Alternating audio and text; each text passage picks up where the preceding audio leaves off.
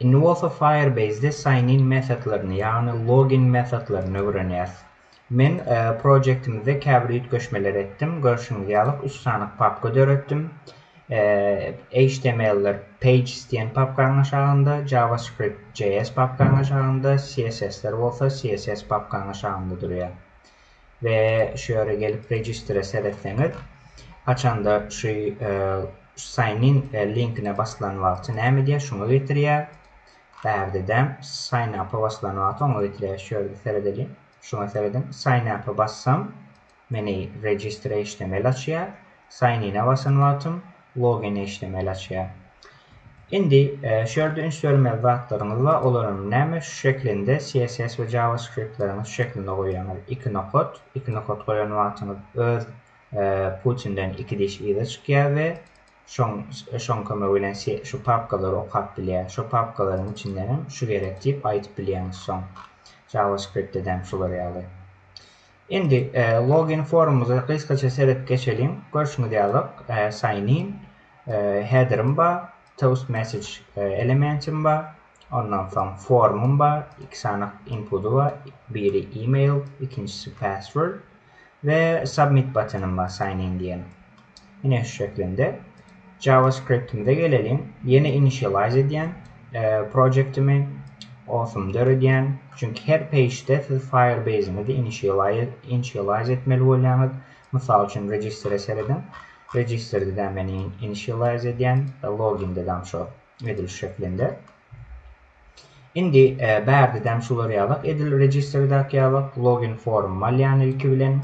Onun için add event listener ediyen ondan sonra submit egerce formum şu login formum submit bolsa şu funksiýa ýerine ýetirilsin diýip aýdýan. Şu funksiyamam näme? İlki bilen email bilen password'un bahasyny al. Ondan sonra email sign in metodu çağır diýip oturyn. Indi email sign in metodu näde ýazýar şoňa seredelim. Gelýär şöyle function email sign in ve ýaýyň içinde iki tane parametre alýar. Email ve password. Indi şu auth'un kömegi bilen men näme et bilýänini sign in et bilýän. Auth nokot sign in with email and password. Edil beýleki ýalyk, beýlekisinde de nähilidir registrasiýada create user with email and password. Login check auth'un sign in with email and password. İkisine de şular ýaly. Ondan sonra email and password tip şeklinde bakalarını görkezýäňiz. Endi bu metodan, bu funksiýadan bir sana promise object return edýär. Şonuň üçin hem bilen näme et bilýärsiňdi bakasyny aljak bolsak, then ulanyp bilýäs. Then egerde successfully login edilse, egerde error alsa näme diýäs? Catch diýäs. Endi bularym içinde bir sana funksiýa ýazmaly bolýas. İkisinde de error bolsa şu şekilde error return edýär. Ve console log deyip error word bilýän error log in. Ondan sonra otur koyup error'ımı gezeyim şeklinde. Then'in içine de funksiyon yazyan. Eğer de login success olsa bana user credential'lar return edýär. Ve şu şekilde indi men user login edilen user hakkında informasiyalar alıp bilýän. Mysal üçin console.log diýen user näde bolýardy? Geçen dersimizde de görüpdik. Const user diýendir user create'in içinden user alias nokot tip user alias. Eger de istesek mysal üçin şu user hakkında beýleki informasiýalary alyp bilýäňiz indi. Const diýäňiz näme diýelim? Mysal üçin email not bilýäňiz user nokot email diýip. Ondan soň const is email verified deyip email'in verify edilip edilmediğini alıp bilýäňiz. Mysal üçin user nokot email verified deyip mysal üçin ondan soň const user näme diýelim? Photo URL diýelim.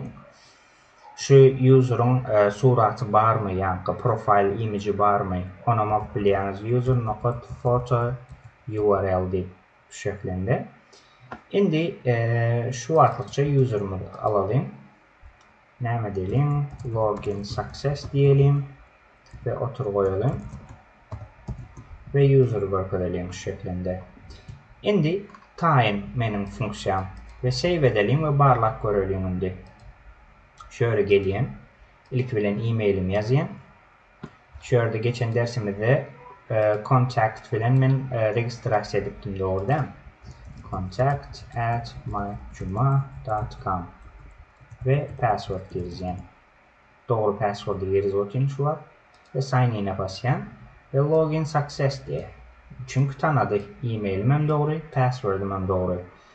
Ve şöyle user hakkındaki informasyonlar, yani alallarım user.email verified, ondan sonra user.photo URL görüşünü diyalı.